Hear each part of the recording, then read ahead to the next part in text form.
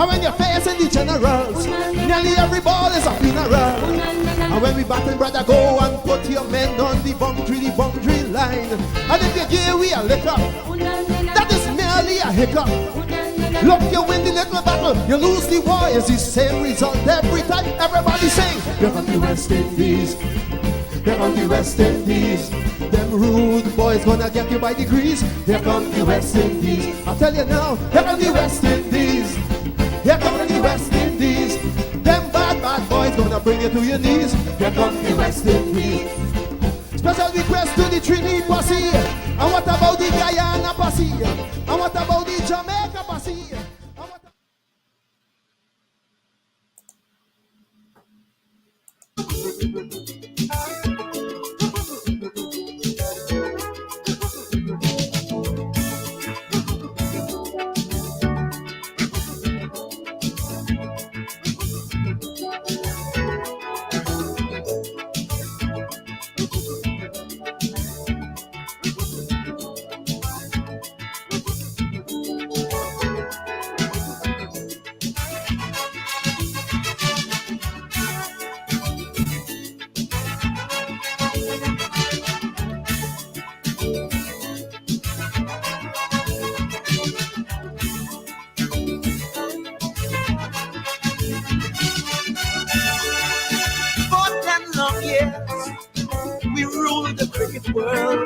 Now the rule seems coming to an end.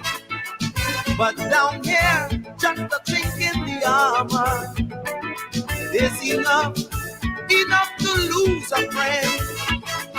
Some of the old generals have retired and gone, and the runs don't come as they did before. But when the two says go, don't you know the desert is come? We've lost the battle, but yet we will win the war. As long as we rally round the West Indies, one forever.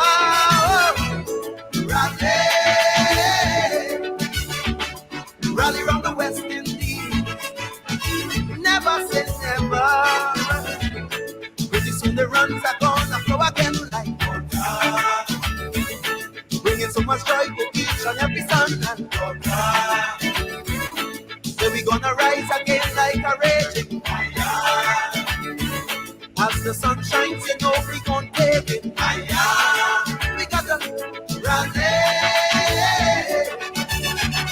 rally round the West Indies, one forever, yes.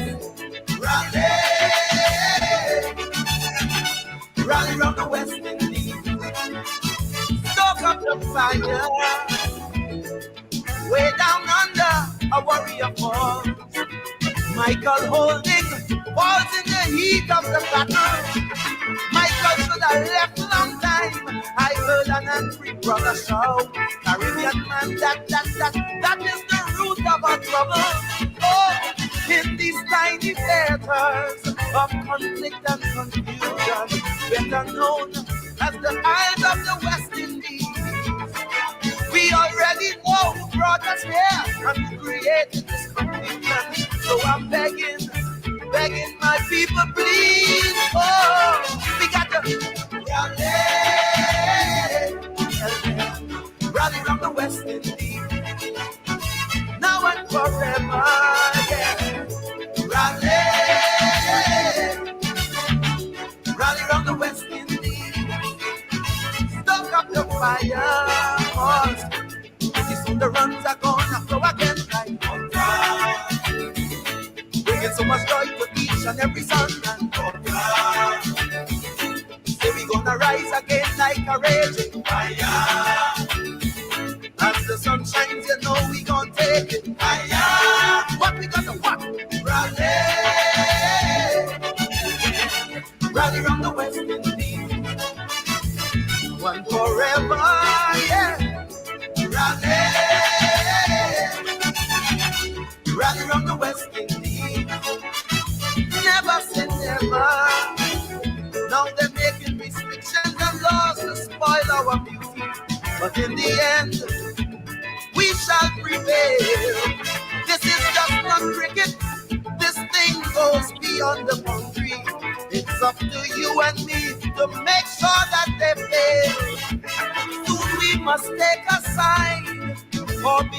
lost in the rubble in a divided world that don't need islands no more. Are we doomed forever to be at somebody's mercy? Little keys can open up mighty doors. Rally, rally from the West Indies, one forever. Yeah. Rally, rally from the West Indies, never say never. No, with the singer runs are gonna flow again like water, bringing so much joy to each and every son. Then we gonna rise again like a raging fire. As the sun shines, you know we gonna take it higher. What we got to what? Rally, rally round the West Indies, now and forever. We got to rally, rally round the West Indies. Rally round the West Indies. Good evening. The voice there of royalty, Caribbean royalty, David Michael Rudder, King David Michael Rudder, who has given us so many songs, so many cricket songs. Our theme song, comes from David Rudder. Our theme song comes from David Rudder, and of course, the anthem of West Indies cricket, because remember, we are several countries playing under one flag, one nation, and so they had to come up with a national anthem, and they used David Rudder's Rally Round the West Indies 1988 song, Calypso, Rally Round the West Indies. Good evening to all of you on a Sunday night, Sunday evening, Sunday afternoon. Not quite morning yet in Europe, but we're getting there. Welcome to our new edition, our new Politics 101 edition on a Sunday night. West Indies Cricket 101. West Indies Cricket 101. And as David Rudder says there in that song, cricket is intertwined with life in the West Indies, with politics, with economics, with culture, with history. And so therefore, in keeping with our spirit here on this program, we are looking at cricket not just as a game, but as David Rudder said, this thing goes beyond the boundary. Really using the thesis of our own C.L.R. James, Beyond the Boundary, which is hailed as the greatest cricket book that was ever written. And this is not we West Indians who are saying so, it's the white people also said so, the English people, the Carduses and the James Arlots and others who are saying this. This book, Beyond the Boundary by Cyril Lionel Robert James, it's also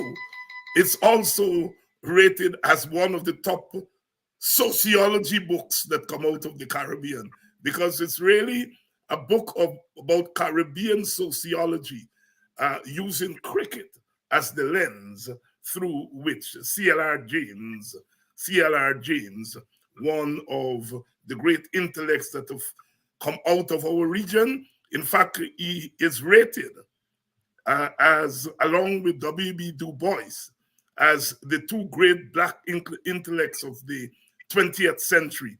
James was, oh my goodness, a historian, a political scientist, a sociologist. He dealt with cricket, he dealt with cinema, he dealt with culture, just the quintessential Caribbean person, C.L.R. James. And whenever we talk about cricket, we have to talk about this book, Beyond the Boundary, which I encountered when I was a schoolboy in the early 1970s was pointed to it by my English teacher, Paul King, who pointed a couple of us who were interested in cricket to read this book that was published in 1965. And when I read this book, didn't quite get everything. You couldn't as a 13-year-old, 14-year-old. But I got enough to say to me that cricket was more than just a sport. And ever since that day, I have weaved cricket analysis into my political analysis and other analysis about our Caribbean. Welcome to Politics 101. I see some regulars here. Rhonda, Paula. Yes, Paula, I remember your uncle. Yes, I remember your uncle Terry Drayton would come to visit every year, and then he and others would go off to Antigua. Every year go off to Antigua to watch cricket in those days when we had a test series in the Caribbean every year, and Antigua was the newest venue, the Antigua Recreation. I'm very glad that you send the link to him, your Uncle Terry. And of course, say hello to your mom and others to me. I don't get to see them these days since I understand everybody is moved now to Atlanta. Everybody has moved to Atlanta, and I don't get to see your mom and to enjoy, go to the restaurant to enjoy her cooking and her hospitality and so forth. But yes, I remember your Uncle Terry. Good evening to Floretta, Karen Black. Karen, thanks so much for your continued support to Politics 101 and Georgetown, Guyana, Morning Time. I see Samuel Mingo. Samuel, also thank you for your continued support. Sharon Griffith, my cousin, Thomas Robertson, and I have to say cousin because your family, part of my cousin here in Arizona, and certainly you are part. And good evening to you. Say hello to your wonderful wife. I'm sure she's on.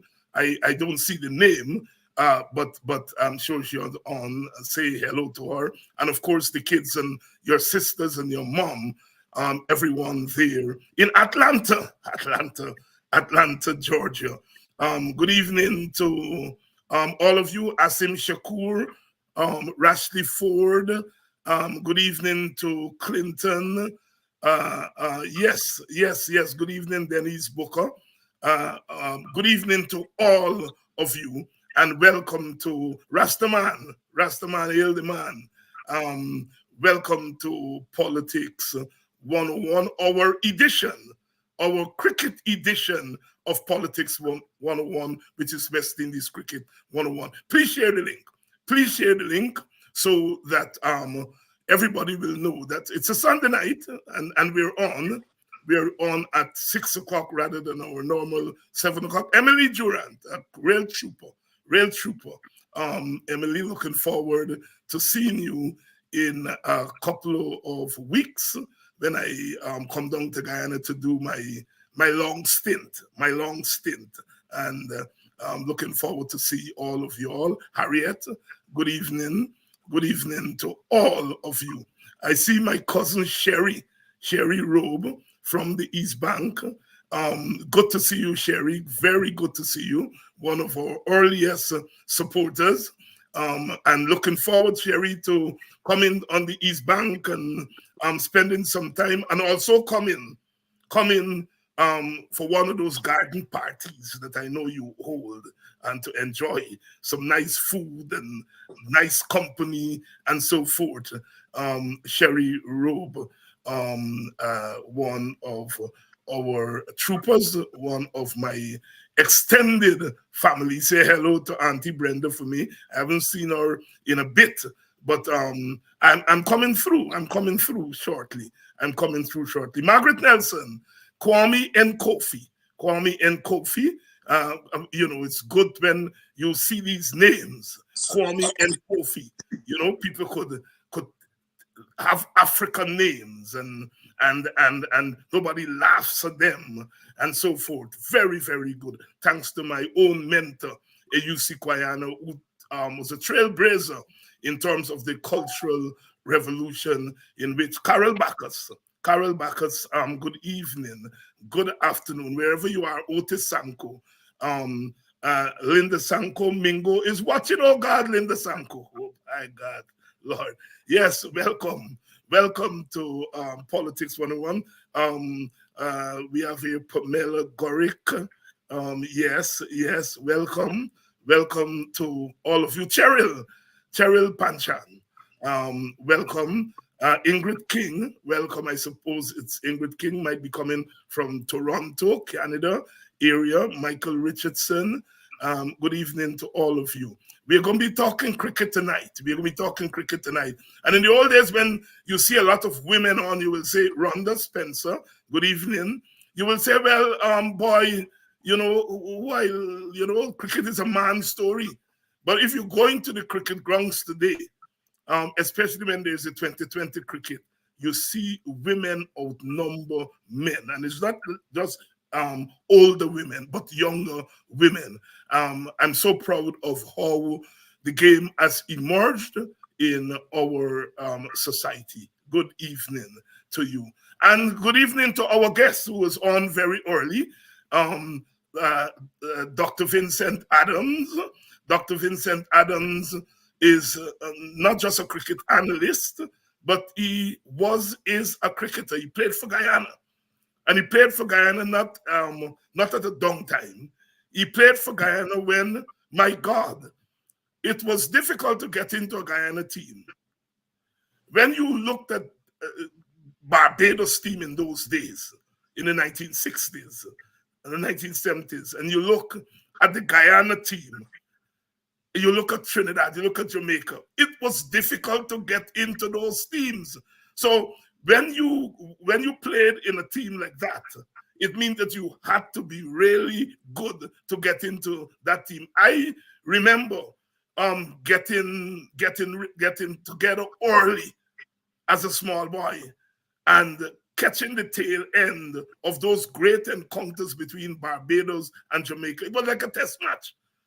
It was like a test match when Barbados and Jamaica and Guyana played at border. My brother, good evening.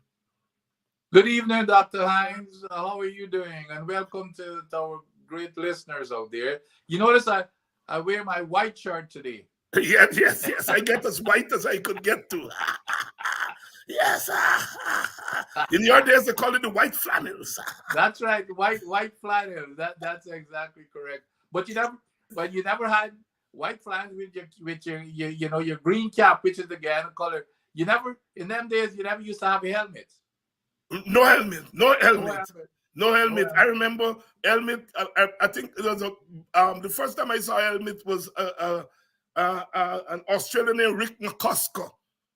I remember wearing a helmet sometime in the late 1980s, late 1970s, because McCusker was in that team that beat us up bad in 1975-76. But by the end of the decade, the Australians were wearing helmets, and I remember Rick McCusker, one of the first persons to have worn a helmet. Go ahead. But you know, Dr. Hines, and I tell my cricket friends, it's interesting, and I've not done this statistic to give you some numbers, but there is no question that more batsmen got hit in their heads wearing a helmet than when you never used to wear a helmet. And the reason is, and I look at how these current players, what they do not keep their eyes on the ball. Right. Nowadays, as soon as a bowler hits it down, they duck and their eyes are in looking at the wicket. In our time, most of us never used to duck. We used to pull aside or let it pass, but West Indians would be hooking.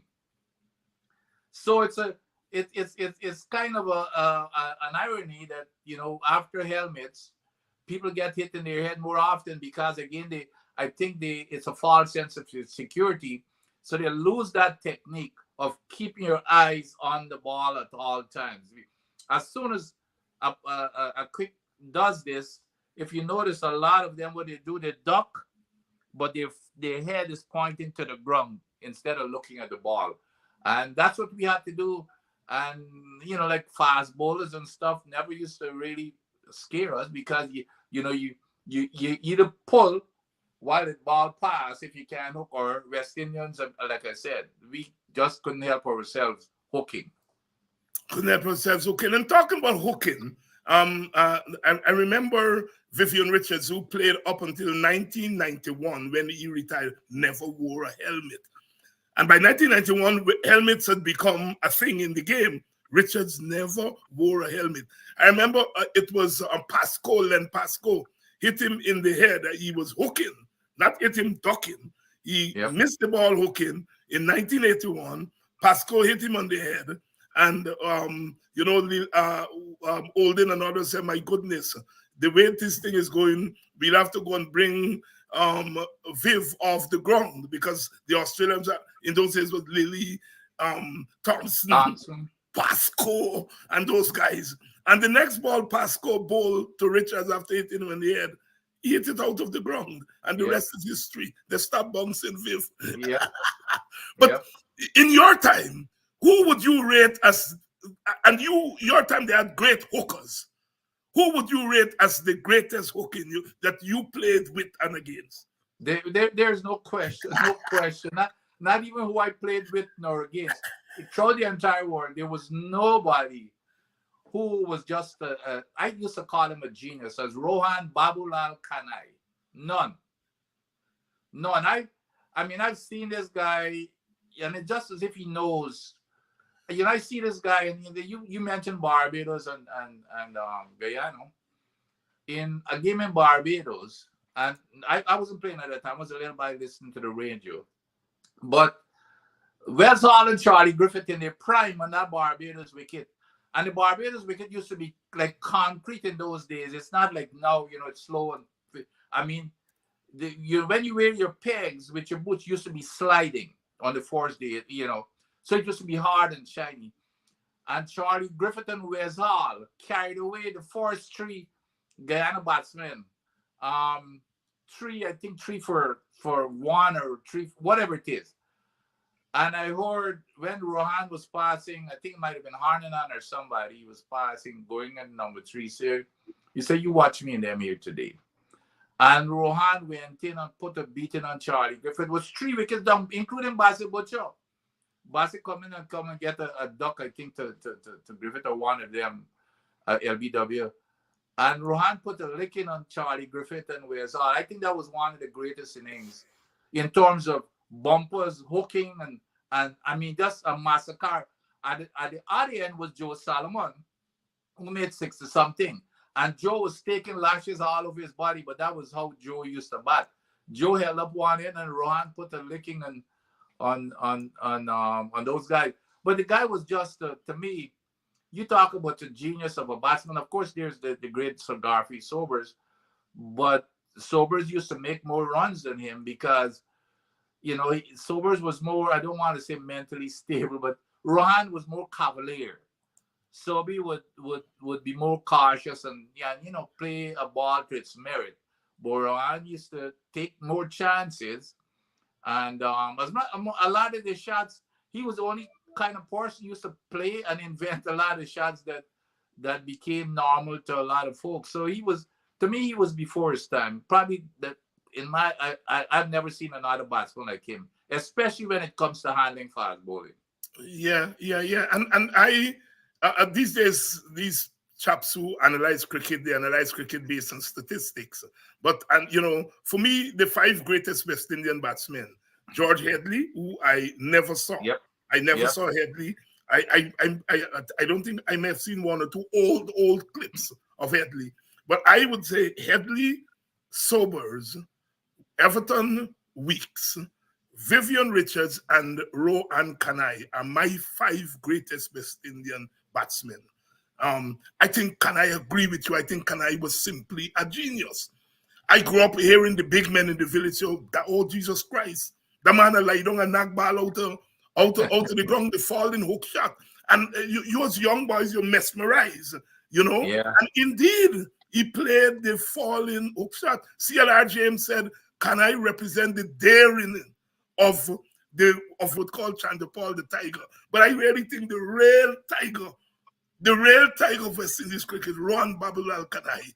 And, I was a small boy when Prior Jonas and Fred Wills used to give little commentaries on a Sunday night like this on the radio. And, Fred Wills, every Sunday night like this before Kanai became captain, he said, and the next West Indies captain shall be none other than Rohan Babulal Kanai. Next morning you're going to school, Rohan Babulal Kanai, right? Really, really amazing. And the thing is that we in Guyana, we know we have our racial problems or ethnic problems. And I want you to speak on this. I want to, because I think it's a very important issue. We have our racial problems and our ethnic problems. It's there in our politics, in our economics, in our everyday lives. But somehow or the other, even somebody who's literate in race like myself, right? When I talk about Kanai or Kalicharan or Chanda Paul or Sonny Ramadin, race doesn't enter my consciousness. I don't necessarily agree with this thesis of color blindness. But if color blindness is a reality, I think it comes to us West Indians in this game of cricket. Rohan Kanai is simply, to me, a genius. And when I try to picture Kanai, I know he's an Indian man, but it doesn't enter my consciousness. When I talk about Chetty Jagan, Indianness come to my consciousness right away, And I remember even when there was Sash Prasad and Sami Bash, two Indian men in the 1970s who were singing soul. And I remember you said, buy them Indian banner, singing soul. So even at that point, Indian is enter your consciousness. But I can never remember putting Indian before Kanai name or Kalichura name. Help me. Well, the thing in terms of from a fan's standpoint, remember cricket is like a religion in the Caribbean. Mm-hmm. And it was even more so when it was only cricket. You remember, now people are exposed to basketball, even American football, because you've got television and everything else. We were not exposed to anything else but cricket. So cricket became like a religion. So these people were like gods to us, like Jesus Christ, like a hero such as Ron. So, and you never associate race with those type of iconic figures. No, and that was when you're on the field. And even on the field, when we play as a team, we're blind, completely blind to that sort of thing. However, off the field, there's still, even with, I remember even in my time, and it probably used to even happen before my time, you go to trials and and it's no secret that certain players would drop out of people's catches so that the bowlers wouldn't get a wicket, or they drop a catch for a batsman that they want. If you come from Babis, and the division used to be, like the Babis and the Demerarians. Of course, the Demerara cricketers would normally be the black players, and then the Babis, you have the Indian crew. And so you're trying to help out certain people to get into the team. And then on the selection of the team, the same thing used to happen with, I had a personal experience, but, but the same exact thing used to happen in the selection of the team. But when you get on the field, if there's one thing that I think politics should learn, and a lot of politicians will refer to cricket, Guyanese politicians, when you get on the cricket field, all you want to do is win. It doesn't matter when you're black, white, black or Indian, or any other race that plays for Ghana, or double like myself, and others. You want to win. You don't care if Alvin is gonna make 100 for us to win. We're gonna be rooting for him, because winning was something that you could not imagine. You could not imagine what it means to to win a cricket match. And the other thing, at least when I went on tour, and I think whether it's natural or people are just conscious that we need to do it this way. I know when I look back from where I sit now, and all the racial connotations, etc., between the blacks and Indians, the blacks used to room by themselves, and the Indians used to room by themselves. And as a matter of fact, I remember in 1969 when I played in my first Shell Shield tournament, we had three people to a room. And now when I look back, but it never occurred to me, there were 3 Douglas people on that team. Oh, tell me. And the 3 of us roomed. But it's now I'm looking back, it was myself, Cornelius, you remember that? Lloyd Cornelius, like spinner. That's right. He's Douglas. I think from the American side, and Reds Murray. Reds Murray, the keeper. Yes. That's right. Yes, so in those days, right. But now you look back, it wasn't.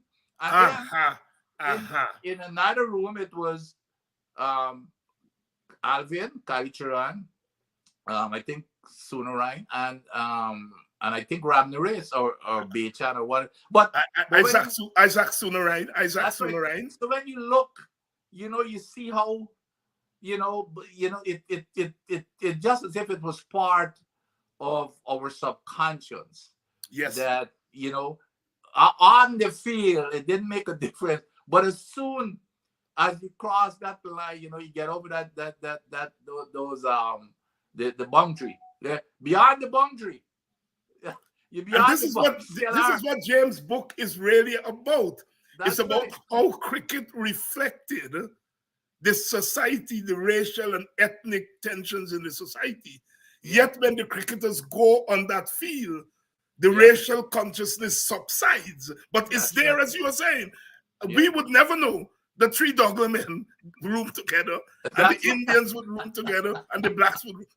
We would never know that, because when you are out on the field, the racial consciousness subsides for that moment. That's really correct. Interesting. 1969, you are making your debut for Guyana.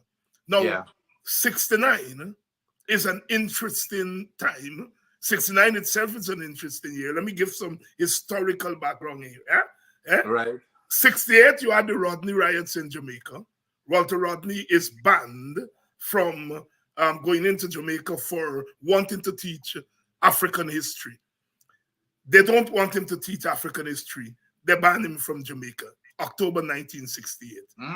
It begins the Black Power movement in the Caribbean, all right?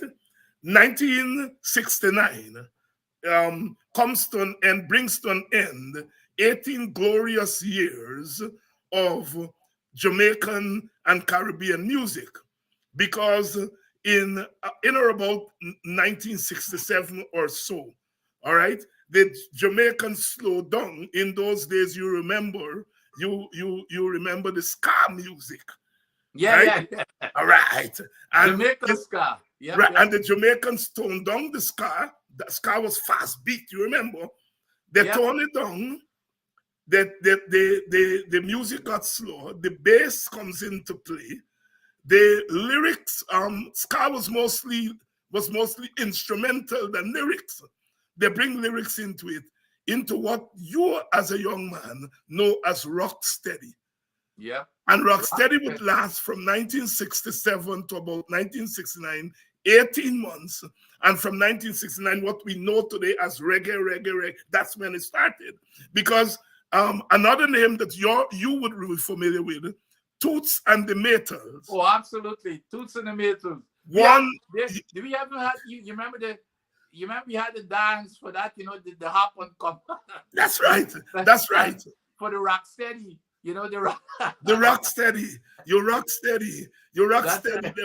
You rock steady. So 1969, Rocksteady comes to an end. And what we now know is reggae, because at a show, Toots just said raga, raga, raga, raga, raga, raga, raga, raga, raga. Yeah, yeah. Reggae. That's where the word comes from. So you all are playing, I didn't know that. I didn't realize that. So you are stepping out onto that field in 1969 to represent Guyana at an interesting moment in Caribbean history. All right, Guyanese history. I don't think there was any shell shield in 1968. You can correct me. I know there was 1967. I can't remember. For some reason, they missed 1968, and I think it has something to do with the foreman in the region. But 1969, Vincent Adams, Alvin Calitran, I think Leonard Bachan was there, Isaac Sut. I didn't know Isaac Sunarayan was there. Bachan, yeah. Right. Sunarayan too, Sunarayan. Sunarayan, because Bachan played at home. Bachan played at home. When we came back, Bachan played at home, and Sui was dropped for that game. So Bachan and I opened when we came back. And I think Joe Solomon captained that team. Joe Solomon was captain. Joe Solomon captained that team. Right. Yep. So here it is.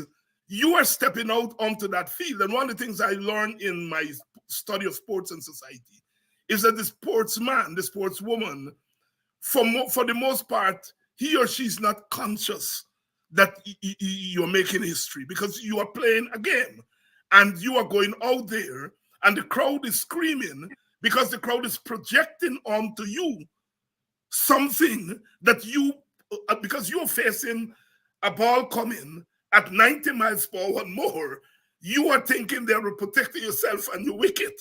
But the crowd is seeing you as making history for them. So I am saying to you, Vincent Adams, when you were going out there in 1969, you were in the middle of the Rodney riots in 68, and in 1970, the February Black Power Revolution in Trinidad, right? All right? So the Caribbean is informant, all right? Independence had come 62 to Trinidad and Jamaica, 66 to Guyana and Barbados. And people realized we had gotten independence, our flag, our national anthem. But boy, we still don't have empowerment. There's still Indian and black boys who are coming from the country, in your case, Linden, to come down to town, and you're not guaranteed selection on the team. That's because of your color. Yep. And so when you walked out there, I think you opened with Ufredo. Yeah, well, no, I opened with Sunarayan the first. With Sunarayan, right? Yeah. And Sunarayan is coming from the quarantine. Yes. You are coming from Linden. Yeah. Half Indian, half black man from Linden, an Indian man from quarantine, at a time when the black powerists are saying black people and Indian people can't work in banks. You can't do certain jobs. And you all are walking out at that time in our history. Tell us your own feelings as a young man in 1969, walking out there to represent Guyana. Go back. It's what, 69 and 55 years ago. But a cricketer's mind is still sharp. I'm sure you remember that first ball that you face to this day. Talk us through your emotions. It was just unbelievable. Of course, I came off of an outstanding in the youth tournaments in 68. Myself and Lawrence Rowe were the two outstanding batsmen in the it was played in Barbados. Alvin, the first youth tournament was held in 1966, and Alvin Rowe did not play there. Alvin played with me in the Ghana team. But then in 67, Alvin made us 90-something against the Islands, and he got picked one game in the Ghana Shell Shield right after that. And so in 69, in 68, when the youth, that was the under 21, and that's a long story, but that under 21 team. when the under 20, it was an under 21 tournament in 1960. The 66 tournament was a school boys, as long as you go to school. There wasn't any 67. In 68, and that was when Alvin played in 67 for Guyana. They gave him one game because he did well in the tournament in 66. So in 68 now, the tournament in Barbados was an under 21 team, a tournament. But Guyana, Clyde Walker said, hey, when you're 21 years, you should be playing for the West Indies. So Guyana, even though it was an under 21 tournament, Guyana played an under 19 team against the other teams. Trinidad and Jamaica and Barbados and everybody had an under 21, young set of young men. We had an under 19, and we still won the tournament with our under 19 team in Barbados. So I came out as an outstanding player, and so was Lawrence Rowe. So both Lawrence Rowe and I made our debut in 1969 when he played for Jamaica, and I played for Guyana. But the feelings, and I think in my case, and especially how Guyana was situated, Linden, remember that Linden was kind of isolated from the rest of the country. Our connection was by RH car. So I had no connection to Georgetown except by RH car. And I was a little boy then. My parents would never send me by myself on that boat because it used to travel by night and stuff like that. So when Bassett Butcher came up, he was playing in the team, so I got an opportunity to play in the Mackenzie team. But I was representing Linden. I was the first person from that entire community, and it was you remember Linden was we were the ones who all the revenues for the country, most of it came out of bauxite, and so Linden was the place. So everybody knew about Linden except that we were not connected by road at the time. So here I am representing Linden. So that all of these, Linden, I am the person, the entire Linden, everybody wants me to do well. So is that pressure? And it's kind of interesting though, and if cricketers are really honest, they're going to tell you, especially when you're in the situation that I was in. I was happy that I was playing abroad rather than making my debut in Guyana. A lot of people believe, intuitively, well, you should be glad to be playing. No, because you prefer to play abroad because you're scared that people are going to boo you if you fail and disappoint them. Vince, you know who's in this audience? Read on the screen. Hold on. Oh, no, let me read it for you because I don't want to interfere with that thing. Oh, this is Bama. Stephen Bamfield. I got who, in my estimation, was as good a keeper as Paidana. And remember, we had Lonsdale Skinner on, and he probably on here tonight, who swear that he was a better keeper than Paidana. But here we are in the 1970s with Bamfield, Paidana, Lonsdale Skinner. But Pai gets the nod after Reds Murray bows out, right? Right. And Bamfield also opened the batting. Oh, you remember playing for GCC? I think he played for GCC. And he played for. Then he came over to DC after that. But no, I think he mentioned it right on this chat. Bam and I think we were playing again. It was 1972 after my accident. As a matter of fact, that was my first big game when I came back. Right. So this big inter-county game where Demrar used to beat Berbice every year. So this year, Berbice decided that they're not going to beat us, that we are not going to beat them. They brought in all of their stars. Fedo was captain, Alvin Culture. Every member of that Berbice team had played for Guyana except me, for Hiles and maybe one more, Paidano. I mean, it was a star-studded. Borlin Saeed, Rex Ramnarez. Borlin Saeed, yes. Cameron. I mean, the entire team. So they decided they're going to beat us up. So Lance was our captain. And Stephen was supposed to open with me, and you know Stephen now. Stephen Kumash. Yaz getting injured. So Stephen said he couldn't. So they put Bama to open with me. Ah.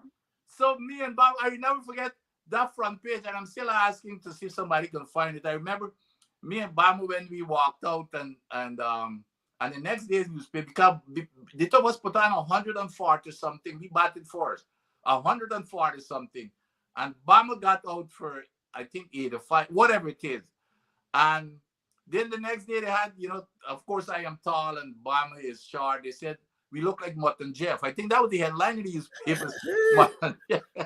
But anyway, went on to I made 120 something, and in the county game, and we won the game, and I've never seen such, and Bama can tell because he was a wicket keeper, the most devastating piece of spin bowling from both ends I've ever seen in my time playing on a team was Rex Collymore at one end and Lance Gibbs at the other end. Oh, wow. Just tied up that star-studded Berbice team of Kalitran, Bechan, Munilal, Etwaru. Just handcuffed them, and we won the game outright. I think Lance and Kali picked up all of the wickets. I think we had Blair and our those type of, but Lance and Collymore just handcuffed that team and we won it outright. Yeah. Say nice hearing from you, Stephen. And I remember that 1987, long afterwards, you got your chance towards the end of the 1980s, and we won then. I think Roger Harper, captain, but I know at that time, Carl Hooper had come in, because I remember Carl Hooper in that 1987. Sudesh Danny Ram, I think, played there, Bama, and so on. So you were like the senior statesman in that team in 1987 when we won. But I've been following Bamfield since in the early 1970s, and he finally got a chance. I think Paidana might have migrated by then. And let me tell you something about Bama too that a lot of people don't realize. Of course, Bama was one of those GCC boys. When they catch you at GCC, they kill you because you get dead. And when you catch them outside of DCC, like a DCC and those places, was war, because you bump us from start to finish. But Bama was the only batsman who could, go outside of GCC and beat bowling. Hey, Bama was a ball beater. Because he could have hooked. Bama never used to mess around. He used to beat bowling terribly. So no, Bama was an exceptional wicket keeper and batsman, no question about it. Yes. He probably came in the wrong time. I always ask about you, Bama. I think one of your cousins is my friend there in Arizona, Bruce Bamfield.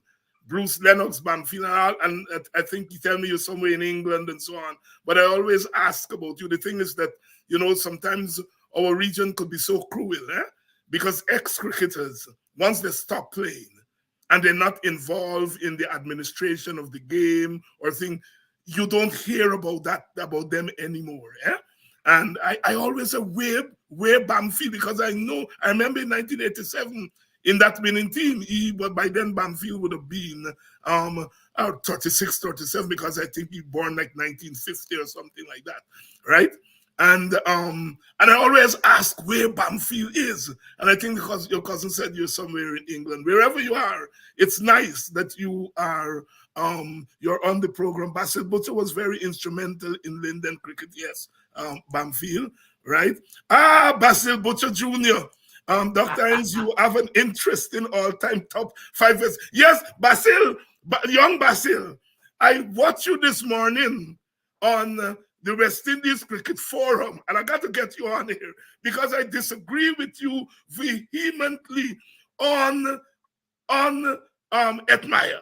I disagree with you, Basil, but the son, Basil Butcher's son, on here, and I looked at a program this morning with himself, and they were talking about the West Indies team, and Basil didn't have Etmire in his team, and the moderator was saying to Basil, "You best don't go back to Guyana." No, lawyer. Hey, that's one thing about Basil. Hey, and Basil is my like my brother because his father was like my second father. So Basil, but and as a matter of fact, it was only today I was talking to a friend and I told her that I'm gonna be on Dr. Hines show. And as a matter of fact, she was at one time the captain of the Patricia Whitaker. She was at one time the captain of the women's West Indies team. Yes. And now she's a lawyer and stuff. So she was asking me about your program because I'm sure she's probably tuned into. She said, "Oh, no, he needs to have Basil on too." I said, "Absolutely." I said, "The first thing I'm going to tell him that the next program has to be Basil Butcher Jr." And let me tell you something about Basil. There's nobody who has a photographic memory. You talk about stats, Dr. Hines, and I challenge anybody to show me anybody in the whole world who knows stats, and it's not just raw stats on paper. Basil will tell you what team they make it against, and you if you ask him a question, I don't know, within seconds you get an answer for any player in the world. But he's you have to have him on very soon. Yes. You have his digits? Yes, I've got all it. Right, pass it on to me. Here's the part. Huh? If you want to cause a riot, don't bring up Hetty's name with Basil Butcher. Okay. he was scared in on Hetmeyer this morning, and I'm an Hetmeyer man, right? And so on. Basil, I'm gonna get your digits from Dr. Adams, and we'll certainly have your. Basil and I used to jostle on the thing years ago, but 20 years ago, they had a thing called CaribbeanCricket.com. This boy, he was a journalist in Guyana, a friend of mine, used to run it. And in those days, you had a few fora to really talk about cricket. And Basil and I used to jostle there because, of course, Basil is coming from a family. His father played cricket, and he is it. I am coming as the professor, the analytical aspect of cricket, and sometimes the two don't come together. Yeah. Basil looks at cricket as this technical game and so on, and I am coming from the analytics side, and so he knows the game. Yeah. Oh my goodness. Oh my goodness. But I'm vexed with you this morning. Anyhow. Well, if Basil is nice, I better warn you. Then don't bring up Hetty name because I've got a lot of the same views as Basil and Hetty. Talking about, welcome to West Indies Cricket 101. Those of you are joining us, I see some wonderful names. Yes, they're telling me here that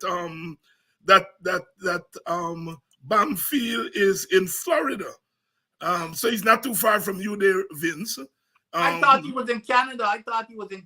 Yeah, I heard he was in England, but somebody who apparently is in the know is saying Stephen Bamfield lives in Florida. And I didn't know that. I thought he was in. He must have moved because I know he was in Florida at one time. Hey, Connie Alstrom. Good night, Michael Daniram. Basil, yes, Basil said I have an interesting all-time top West Indies batters. Yeah. Vince, I feel. Here, hold on. Basil and I have had this argument, okay? And your all-time five, of course, I do not have Viv Richards there. So, and I know a lot of people are going to kill me. But I have Everton, the Corsi Weeks. Basil, and as soon as I mentioned Everton, he said the first thing he said, he could only make runs against India. And so those are the kinds. Basil gets down, he peels back that onion and comes up with all kinds of stuff. Yeah. Yeah, I follow Basil all the time. He's on that program there, West Indies Cricket Forum, and I follow him all the time. Edward Brooms, good night. Yes, memories. Tony Hack, welcome.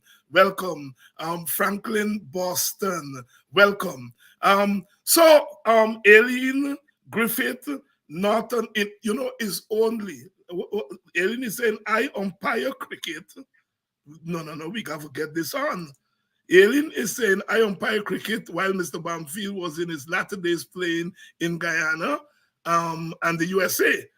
All right. So this person, yes, is saying that the umpire when he was playing there. I see my countryman, John Phillips. John Phillips was a fast bowler in my time.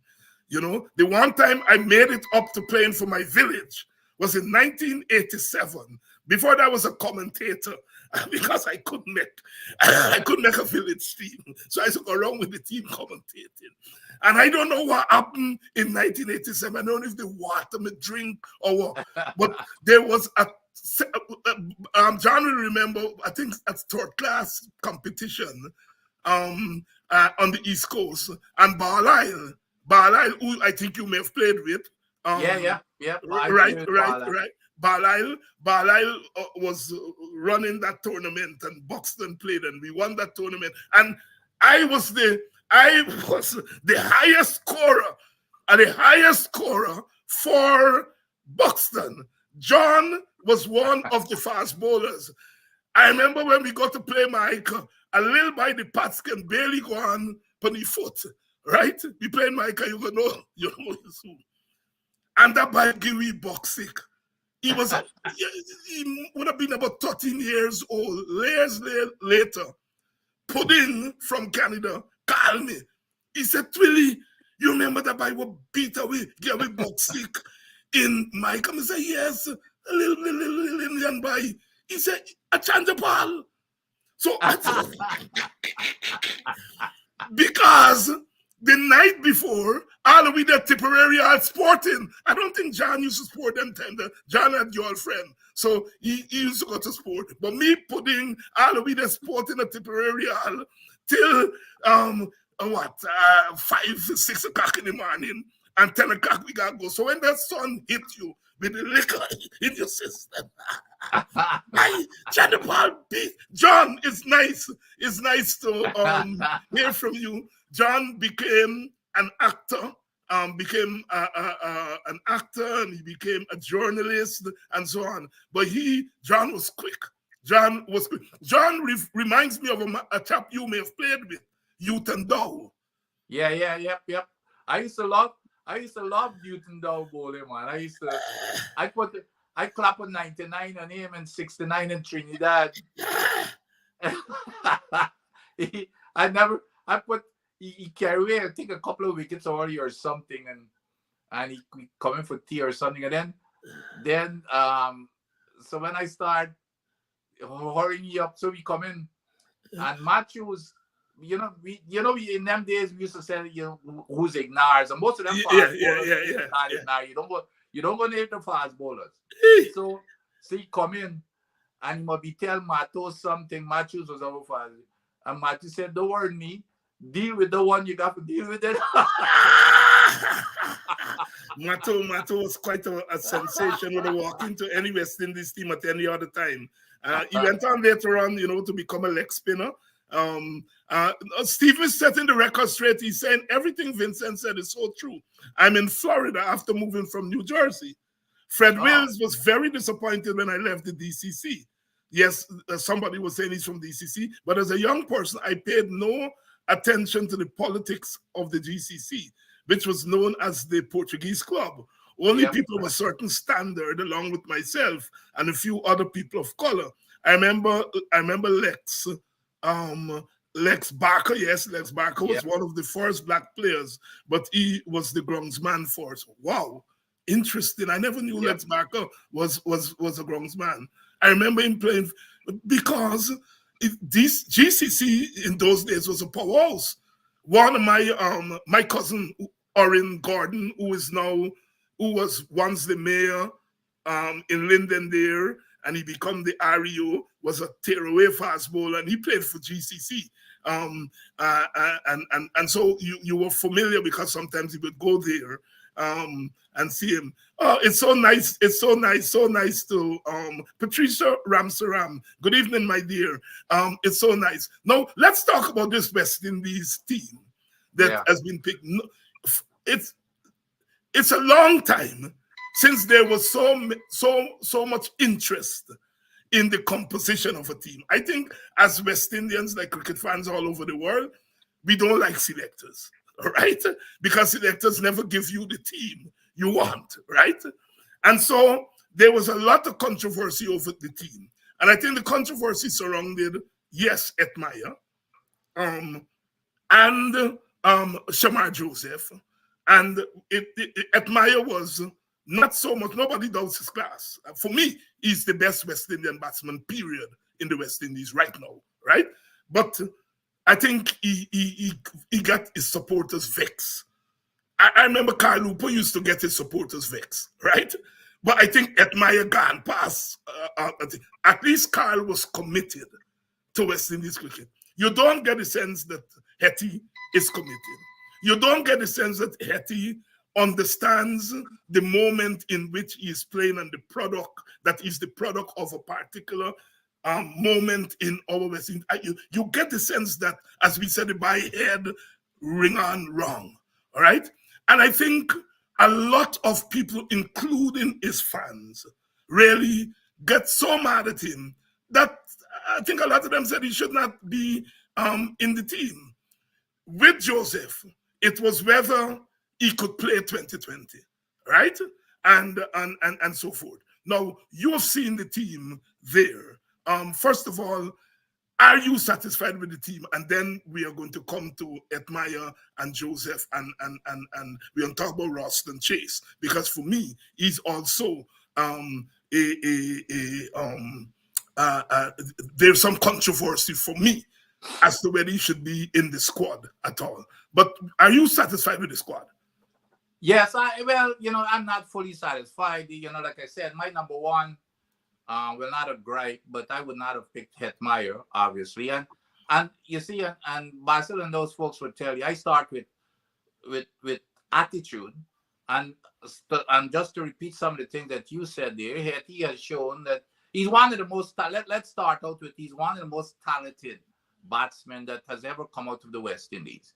Except that he's not lived up to that. And it's mostly because of his attitude when success came. And that's, a lot of us do that. When success comes along, we don't know how to handle it. And we ended up, and that's this guy, nobody, and I always say, nobody is bigger than a team. And when I was captain of the DCC, I can tell you, I put down a lot of stars, including Mato. And Mato does always talk about this. I told him to shop to start the game at, the game starts at 12. I said, we have to be there by 10:30. Matthew just come off of a, and I mean, I'm not, but if he's listening, he's probably laughing. I looked through the window and I saw Mato taking his time, 10:30 past, taking his time walk. He's not even running. I know what I did. I go and I handed the team to the umpire. And when we were walking out to go field, Mato is taking a new ball going down the steps. And I told him, I said, you're 12th man today. And he just came off as a star in the Shell Shield games abroad from Barbados or something. And he comes to DCC and he was dropped. You talk about humiliation, but he always remembers that experience and thanked me for it. So what I'm getting at is that Hetmire believes that he's bigger than West Indies cricket. And when we continue to play him, he did not go on 2 tours and he missed flights here or there. And hell, if I'm playing for the West Indies, I'll be up at the airport the night before, as a matter of fact. But so it's all about his attitude towards West Indies cricket. He believes he's bigger. And just for that reason, and on top of that, he has not shown any performance here recently in the IPL or any place else. So I don't understand, why is he there? And then they say, well, we playing him as, as a finisher. I don't know where this finisher stuff comes up, because to me, you need your best batsmen to come in early, and especially those who can finish. You finish better if you get as many overs as possible. So when you get down to the finish, like Puran and them, Puran is going to come early, and the big bats are going to come early. When you get down to the 16th over or so, you are in a better position to finish rather than bringing in a Hetmire who's now turned into a finisher, where at one time he was probably ranked as a world-class batsman, even among the best in the West Indies. I know you tell me you're picking this man as a finisher to come and play 2 or 3 overs, and he's not I still don't see that he's the fittest person to have on the field. So I've got a problem with that from those different perspective. And I would not have picked him in my team now. There are players such as Holder, which was kind of iffy, but I could understand why he would be there. Of course, Johnson Charles is on this team and he's doing well in against Nepal. So I can see why he would. And of course, the other one is Roston Chase. The other thing that I think that they did, that the selectors did, they went heavy on the experience, and that's okay as long as these guys can make the team. I was glad. I was worried that they were going to leave out Russell because there were lots of people who don't think that Russell's time was over. I don't believe so. I think Russell, as far as what I can see, he's as fit as he has been in his last several years. So I am kind of satisfied with the team, and my only question surrounds. All right. So you don't have Hetty in your team. That is correct. Is he the only person you would not have picked? That is in this team. Yes. Right. No, let me address Shamar. I believe and I hope that the West Indian fans are not looking for some kind of a miracle performance, because I think they got carried away with this one test match, which was an exceptional performance. The guy has extreme talent. But white ball cricket is totally different to red ball cricket.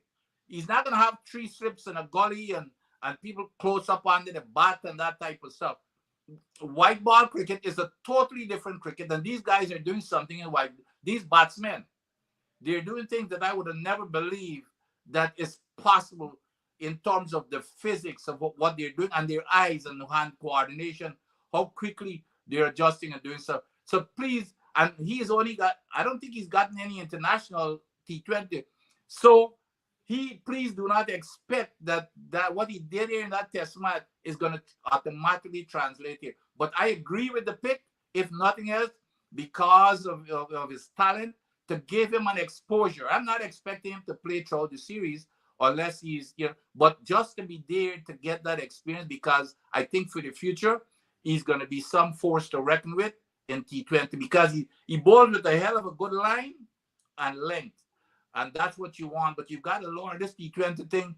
It's not friendly to bowlers, and especially coming in for the first time. So I just to caution folks not to expect this guy to go and be a match winner like he was in the test match. But I had him in my team. All right, good. So I got you there. I am satisfied with the team. I for the first time, I don't like the Desmond Haynes selection. I just don't. His philosophy of selection, I disagree with it. I think at all times you must put your best 11 in on the field, for me, always. And I don't think Desmond Haynes puts the best 11 on the field all the time. Stephen is saying, Bamfield is saying, in my opinion, West Indian cricket is dying. When we were dominating cricket, money was not a motivation. Our culture and pride as Black people were underlined. These guys are now being paid big money in India, and they're not playing. How is that improving cricket in the West Indies? If you people are not filling our grounds, something is really wrong. India will kill our cricket. Dr. Vince, I want you to speak to that, because it drives me crazy. Here you have Joseph, you have Myers, you have Rutherford, who have not. Well, Joseph played one game. Myers hasn't played any. Rutherford hasn't played any. Who plays one here and there. Etmire, Ruffman Powell came in belatedly in Rajasthan Royals team.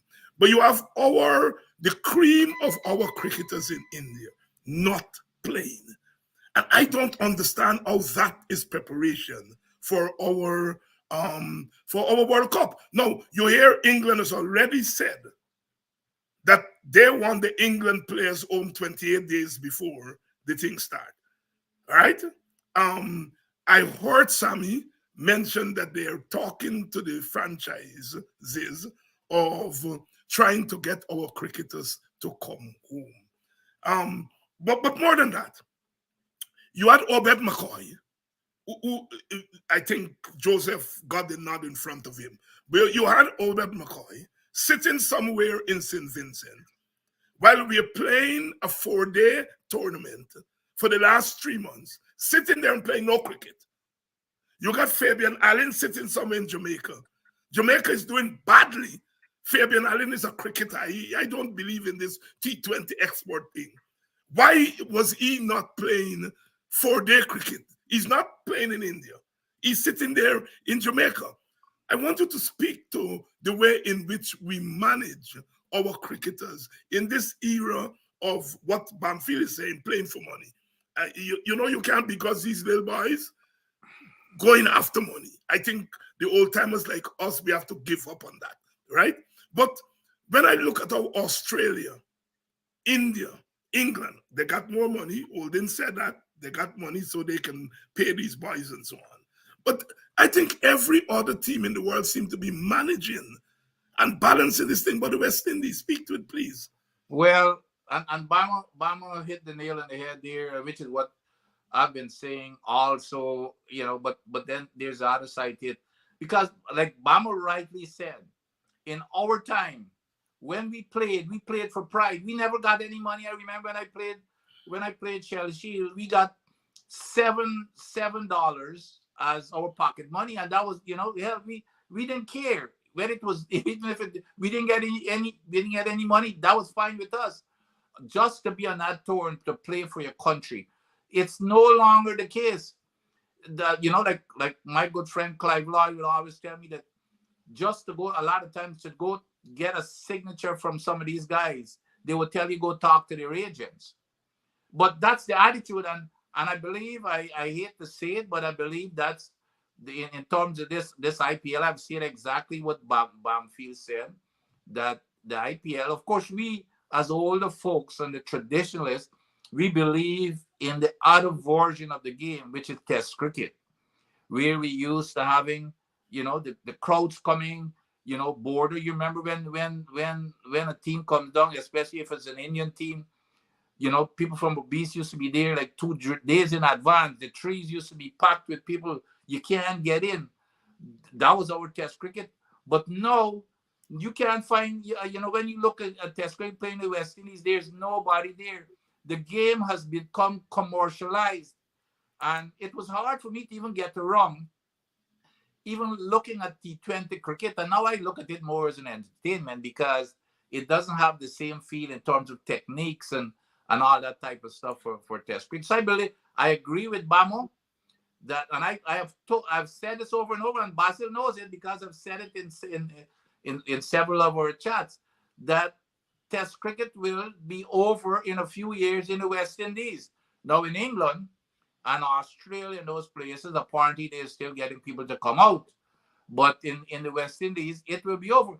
Now in terms of the money, and it's not that I'm against these guys making money, because hell, they only have a short period of time for their career. So they've got to go out there. The West Indies doesn't have a league that they can make money like in England and Australia, for example, where they're professional cricketers. We don't have that kind of league in the West Indies. So I can understand that as the other side of the story, where they've got to go and make money as fast as they can, because these guys will be forgotten. As soon as their cricket is over, they'll be forgotten. So they've got to make as much money as possible. So that is the other side that I see in the Hetmeyers and those folks who have to, and they've got the opportunity, because every country now has some kind of a PL, and it's all T20. So the Test cricket in the West Indies, and I'm just like Bama, it's going to be dead in a short while, because it cannot sustain it if you're not getting fans coming to the game. But if you got a T20 game in Guyana or any part that you see, it's a carnival atmosphere. So it's entertainment now. That is what T20 is. And it's even the same Hetmeyer. The owner of Hetmeyer, never forget the owner of and I took note of that, and Basil can tell you, and I made a lot of statements about it. The owner, when they were renewing his contract, I think a few years ago, the guy called him an entertainer. He didn't call him a good cricketer while he was renewing his contract. He said he was an entertainer. And he is a living example as to exactly what Bam is saying, that IPL has spoiled our cricket, especially with Hetty. Hetty used to be a world-class batter, up in the order, number 3, 4. And now it's an insult to me anyway, to be this man has been relegated now to a finisher. Somebody who could play any shots, and he comes in at number 7, 8 to bat for 3 overs. That's not what the spirit of cricket is. That's not what we would like to see out of our best batsmen. But that's what the IPL has turned him into. So, but I agree with Bama, except that, like I said, on the other side, you've got to see this cricketer side where they have to make a living, and they've got to make it within that short window of time. Because when the cricket was over, those guys are not like you and I, Dr. Hines, which is what Bassett Butcher told me, by the way. He said, when I got into that automobile accident, he said, let me tell you something. He said, you see everybody who's going to be around you now, and, you feel a little bit of fame. When you're about 30, 35, you can't play anymore. They're looking for the next Vincent Adams. And you, without an education, you're going to be struggling. But if you get an education, you can keep that for life. So these guys who do not have that kind of go-to or fall-back option, they've got to make this kind of money. Well, point well taken. I am totally in agreement with you. Good evening to all of you who are joining us. It's our cricket edition of Politics 101. We're talking cricket, West Indies Cricket 101, and I see a lot of you have been sharing the link, and we have a lot of cricket enthusiasts there. If you have questions for us, please put the questions on here. Eventually, we are going to move to a call-in segment. But for now, please put your questions. I'll try to see if I can get to them. I've got to go back to the Admire issue, because I agree. Admire's problem is commitment, is consciousness. He's not conscious of his own importance to West Indian society, to Guyanese society. He has absolutely no clue on that. I always say that, if I had anything to do with West Indies cricket, they'll be going to school when as part of, I don't know if they do this as part of those camps, but they'll be reading Beyond the Boundary. They will be reading the cricket classics. They'll be studying cricket. So they're not just sportsmen. I remember in the 80s and 90s, seeing the youngsters in those times. You had the little these little players, and the guys had the little thing in their ears. And I remember asking a cricketer, what is it they'll be listening to? And I would see Logie and them boys with their earpiece and so on. And he said they're listening to David Rudder. They listen to a conscious Caribbean music. And I was blown away. But I don't think these youngsters understand the Guyanese and Caribbean society. And I think that's a flaw. But I go back. If commitment is a reason for leaving Hetty out, what about Russell? Is he committed? What about them, those who refuse Shea Hope and all of them, who refused to go in Australia the other day, saying that they prepared themselves for the T20 World Cup? I laugh when they leave out Myers, because he's one of them, he prepared for the T20 World Cup. Didn't take the opportunity to go to Australia. Now he's out. All right? So I'm saying, are we using the standard of commitment for Hetty, but giving the others, and I just named Russell, I named Shea Hope, even what's his name here, the former captain, Jason Holder. All of them, I think, have this problem of commitment. Are we just too harsh on Shimron, using that standard as to why he should not be in the team, but giving the others a pass? And you No, that's an excellent point, and a lot of people have raised that argument there too. But I think you know, Hetty, you know, it's to him it's a common occurrence. You hear from these guys, well, we can't make a tour, and a lot of people for various reasons, and it might be a legitimate reason. But when you telling people that you can't miss, you're missing your flight, Mhm. and those are the kinds of things. And then you know you put on a lot of weight, you know, and then when you're not even wanting to go do like your fitness test, if the IPL calls and tell you to do something, you regardless you're doing it. But if the West Indies Yeah. wants you to do it, you know, it doesn't matter to you. So those are the kinds of things that, and you know, I've gotten it from real inside, very close to, and this is not now, um, that you know, Hetty really didn't never had any interest. Well, I shouldn't say after the money started pouring in, and again, not this is not a criticism against him. That's his choice.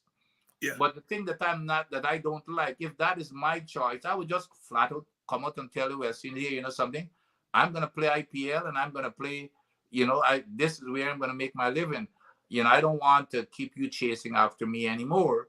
That would be my professional stance. Of course, I'm sitting on the outside. I don't know what goes on in the cricketing community there and at the board table.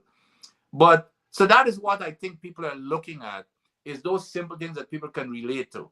Saying that you can't make a tour because of family matters and stuff, but then to say, well, I miss a flight, you know, and then not more than once. So that's the kind people can relate to that. You're telling me that I'm going to be picked for the West Indies team, and you tell me that I'm going to miss a flight to go play for the West Indies, you know.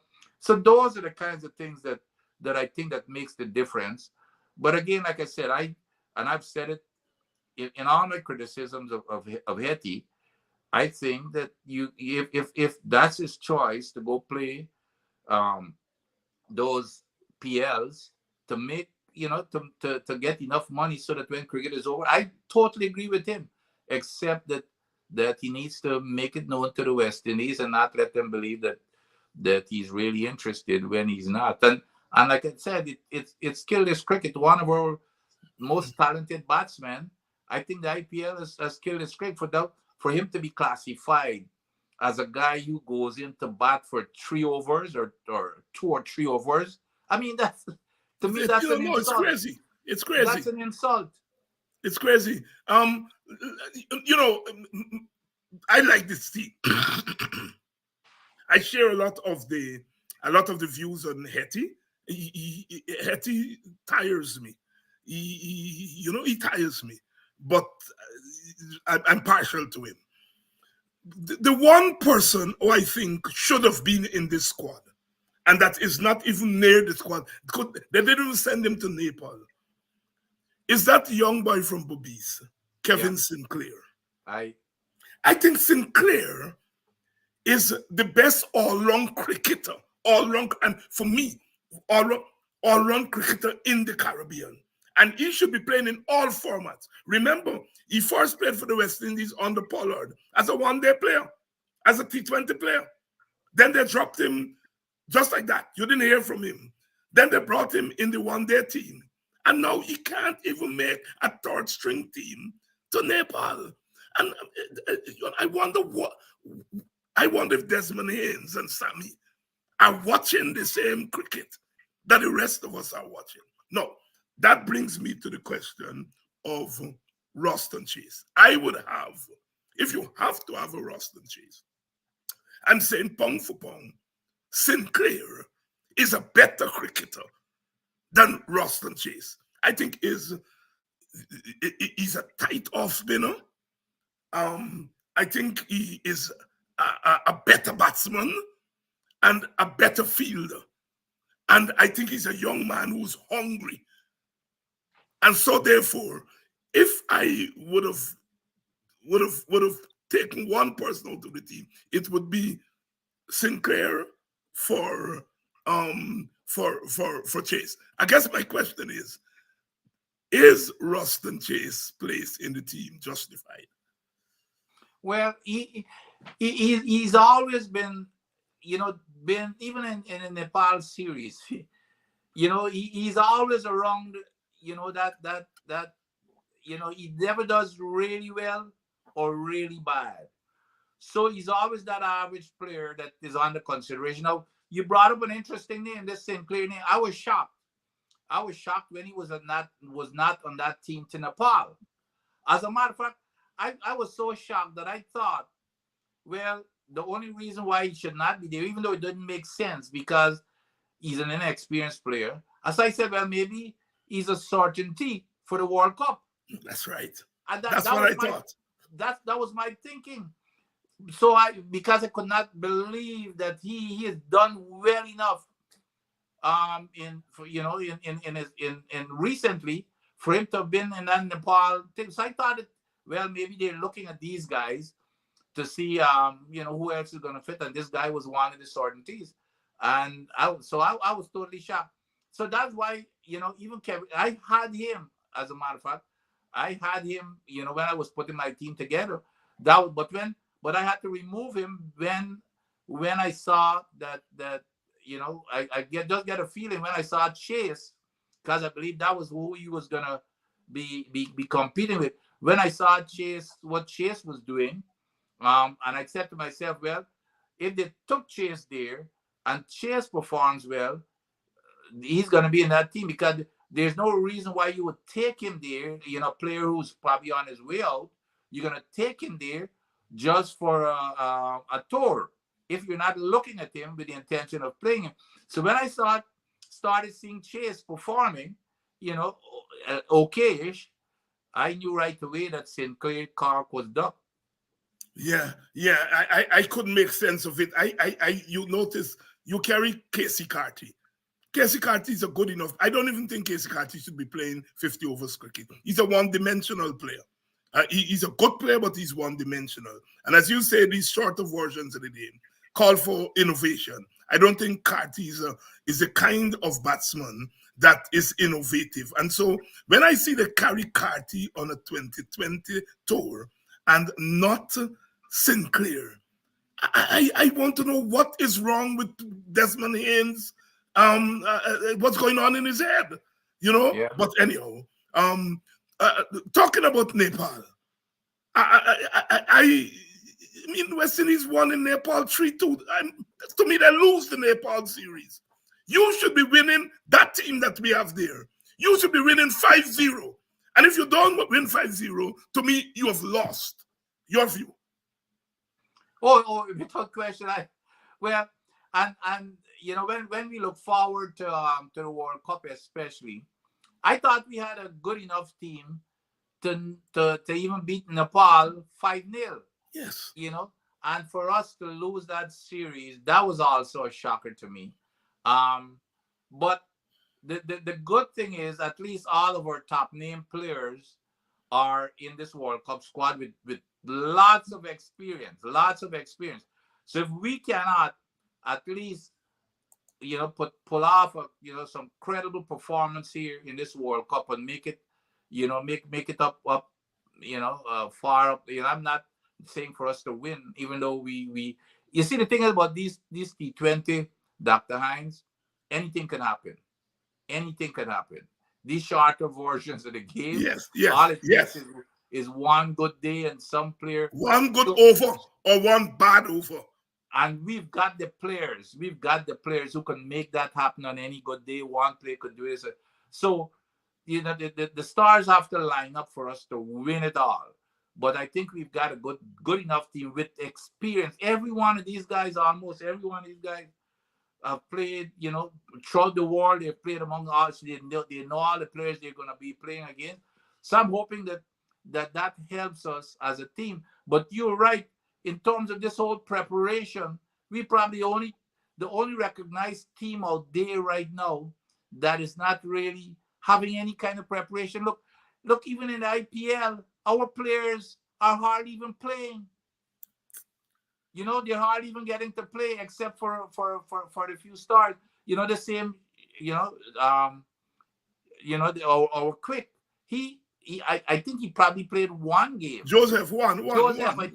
I think he played one game, but None for that's it. 47. And you know, one over went for 22 runs. You know, it wasn't a bad performance, but he has not played since.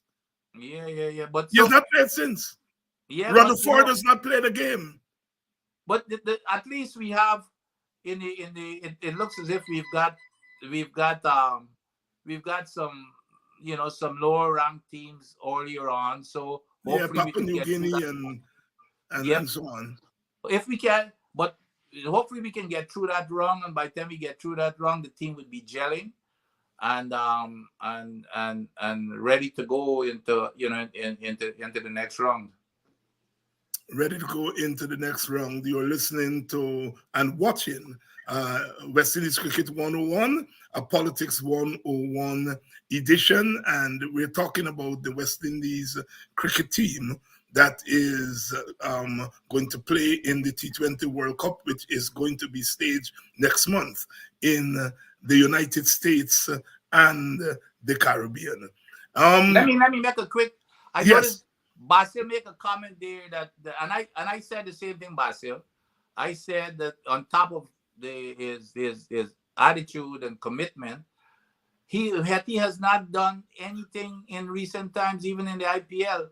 So I think that's the comment Basil is making there, and I agree with him. So I did say that in my initial comment that on top of the other stuff, he has not performed. I mean, if he was really performing, lighting up the IPL right now, I would have even want to overlook, the commitment and stuff, because what it would have been telling me is that it looks now that he has changed his ways and he's come around now to performing, because he hadn't been performing the last, for a while now. So I would, if he was really lighting up this whole IPL on fire, like Sunil Orion. For example. Oh Lord, yes, Sunil made 80 something today. Yeah, that's right. You look at Sunil, right? So, but he's not lighting up the IPL either. So it's really puzzling that somebody who was in and out of the team, you've got problems with his attitude, and on top of that, he's not performing. You put all three of those together. Where's the argument? None of those, would justify his quit. So to call him a finisher. What does he finish? Even as a finisher, which I resent that terminology and that categorization. But even as a finisher, what has he done in recent time to be such an outstanding finisher to be in that team? And especially, I'm a Mayor's person, by the way, and of course I had Mayors instead of him. And at least if I had Mayors, and even at the top of the order, because besides, I don't know who's going to open with Johnson, because I think he's his place. Well, it's going to be the Jamaican guy is going to open with Charles, and he is so injury prone. But I would I'm talking about King. Yeah, King. But I like Mayors. I'm a Mayors. But the thing is, at least Mayors could even give you, because a lot of times in these T20, like I said, something could happen in one over, and if you want somebody to, let's say a bowler is not on his game, and you want somebody to bowl an extra over or two, Mayors could come in and give he's not a bad little season. No, he swings the ball around. And that's exactly correct. Yeah. So I don't understand this pick of dropping Mayors at all. I don't know. I really don't know. And I'm putting Hetty in front of him, and then you're telling me that Hetty is gonna be the finisher. I don't understand this. Dr. Adams, we have a slight disagreement. Lawrence Romeo, thanks, my brother. I remember you from back in the days. Listen, I don't think it was a toss-up between Mayors and Etmai, and it should not be. I think it was between Mayors and somebody like a Roston Chase, because I think Mayors is going to give you more than Roston with the bat, and I think he moves that ball, and he's on the ball in T20 cricket. I don't know why the captain Powell doesn't use him more. I've seen Powell go to himself. I've seen him go to Rutherford instead of going to Myers. So I have Myers in my team, but not. I don't think it's a toss-up with Myers and Hetty. Look, anybody can open in T20. In fact, for me, I think when they come down to the 11, I think Rutherford should batter the top with open with Johnson Charles. I would go with Rutherford at the top to do what we were asking Myers to do. I would put Rutherford to open at the top because I think in T20 cricket, I agree with you. This role playing of finisher, I agree. Nonsense. You put Rutherford at the top there, and he explored at the top there. In 30, 40 balls, he's got 100. And I don't think King could give you that. Right? So I have Myers in my team, but not at the expense of Hetty, you know. But anyhow, and I can see, I can see that argument too. I can very well see that argument. Yeah. No. You have Moti, you have Hussein, and of course Roston Chase off spin. I from what Desmond is saying, he's there mostly for his bowling. So we have 3 spinners for all intents and purposes, right? There is an argument that we don't need 2 left-armers. So we don't need Moti and Hussein. And Hussein seems to be first choice. So some people were talking about the boy from the Leeward Islands, Hayden Walsh. I know Walsh. What's your thoughts there? It is a toss up with all of them. Okay, if you're gonna pick 3 spinners, pick the 3 best spinners. Whether they're even if there were 3 left arm spinner or 3 right arm spinner, if they're doing the job, it doesn't matter whether they're left arm or right arm or whatever it is. And Walsh, he also has not been even outstanding. I mean, he's in Nepal. These guys, if you're gonna go play against a team such as Nepal, and you cannot show up and be an outstanding player among those folks to show that you're ready, at least you can handle. If you can't handle Nepal, I cannot pick you in the team, and I think that was his opportunity to show that he could perform to that level and to probably compete or even get in front of a Moti, because Hussein to me definitely has to be in the team, with his experience. And Moti is, Moti hasn't shown that he's better than Hussein to me, in terms of keeping things tight and that type of stuff and the experience. But to me, it doesn't matter whether you're 2 left arm spinner or 2 right arm spinner. In the West Indies, we're gonna need spinners. I mean, I don't think you come to Guyana and those places, you're gonna need spinners. So I don't have any problems with. I don't think all 3 of them are gonna play at the same time. But right. I'm trying to see where they'll fit Chase in.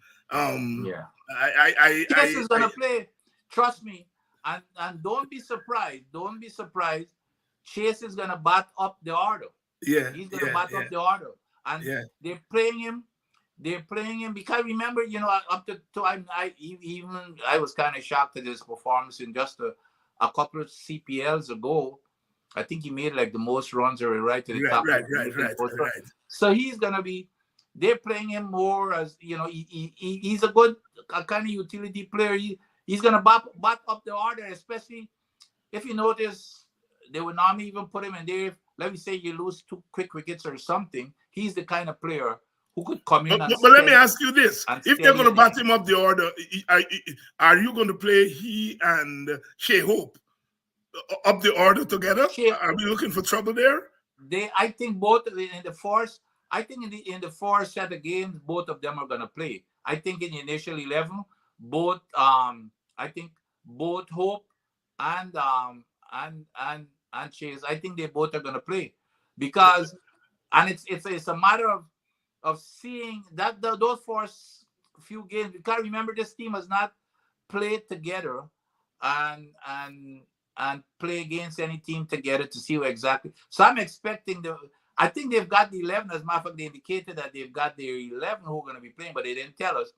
But I'd be willing to bet you they're not going to bring people like Chase, Holder, Russell, and those folks to not be playing in that 11, especially in the first set of game. They're not going to do that. These guys are veterans. They're going to say, hey, we got to show them some respect, etc. If I'm going to bring some people that I want to sit on the bench, I'm going to bring the younger players. They're not going to bring these, professionals to sit on the bench. So I expect Chase, I expect Hope, and Holder, King to play. Let me ask you this question, which this morning Basil was asked, and I was trying to tell Basil, give this answer. They named Alzari Joseph as the vice captain. Remember, Shea Hope was the vice captain in the preceding series. They named Shea Hope. And the question is, why name Alzari Joseph as the vice captain and not Shea Hope? And I think, and you can give me whether you agree with me or not. I think the reasoning that Shea Hope is not a sure pick, because I really don't see how Shea Hope and Chase is going to play together in the first 6 or 7. We're looking for trouble there, right? I think the reasoning is that Shea is not a sure pick in the 11. Alzari is more a sure pick because he's the leader of the fast bowling attack and so forth. And that may have been the reason that they gave the vice captaincy to Alzari rather than Shea Hope. Your thoughts? Well, in that case, I would have, if you look at it that way, why not give it to Puran? Right? Because Puran is a sure pick. Right. So, but I can see your argument. But what was even more disappointing and embarrassing to me more than anything else, because these are the kind of things that I normally look for. When the question was asked, if you recall, do you recall that neither of those two guys sitting there, Sammy nor Haynes, even remember that Shea Hope was the vice captain? That was so embarrassing. I could not believe that. So you want to tell me, how the hell could they be picking a team and picking a vice captain, and neither of them know or even remember that Hope was the previous vice captain on that road? I mean, that was more of a news story to me more than anything else. But of course, they got let off the hook because you can tell that the reporters did not want to embarrass it. Right. But it shows again the incompetence sometimes of these people that pick these teams and don't even know who these players are. But it's an interesting observation that you made in terms of the why the vice captaincy went to Joseph instead of Hope. I mean, that may very well be the case. Yeah, well, we may be imposing our thoughts on them because they don't seem to have put any thought into who's the vice captain is. Yes. And we may be I may be imposing my thoughts on them, because if you can't remember you picked a man last week as the vice captain, it means that you haven't put any thought into who the vice captain is. That's exactly right. How could you not remember who your deputy leader is? Yeah, look, Basil and Lawrence, who I remember from the old days on that site run by Ryan, I'm trying to remember Ryan's last name. Basil is saying that Chase is picked to play the Marlon Samuels role. And Lawrence Romeo is saying, I'm thinking Hope is a closer replacement for Samuels, with Chase there in case added stability is needed. I think both of them are correct. I think, you remember I said, if especially earlier on, Chase is going to bat up the order. And it's exactly for that reason, because we are sometimes. We use a couple quick wickets, and you need somebody like him to stabilize the batting. So I believe that's it. And Basil, which is the same thing that Samuel used to do, by the way, for the West Indies team. So I think both of them are basically saying the same thing. Yeah. Ryan Narayan. Yes, Lawrence Ryan. How could I forget my friend name? Ryan Narayan used to be a journalist in Guyana. And in those days in the 1990s, he provided one of the few fora to discuss cricket. And I remember jostling with these guys. Like I said, I was coming as a cricket scholar rather than a and to add, and the part with Samuel and Basil, I think Basil was hit the nail right in the head there, because in addition to stabilizing that batting, Samuel did the same thing. He came on and bowled his little thing, and that's exactly what Chase has been. Like I said, he hadn't been, outstanding, or he hadn't been a fail. He's always been there in the reckoning, and he's gonna be playing in those, and he's gonna be batting up the order. Trust me. The icon boss is saying there that Joseph, meaning Shamar Joseph, record in the shorter format of the game, he is not a frontline bowler. He's making a point. I remember when he played for Guyana in the Super 50, and he played a couple of games, and they belted him around the park. And so obviously they saw something in him that the rest of us didn't see at that time. And they're justified in his performances at the test level. But like I said, this, and like all of us are saying, this T20 format is a different kettle of fish. I hate to say that because I am not a T20 man. I have to deal with it because it's a reality. But if I could close my eyes and say, God, take away one format, I would say the T20 format. But don't say that to them cricketers who becoming millionaires and so on. Do you think Obed McCoy was hard done? No, as a matter of fact, I hadn't even seen him in recent times. Yes.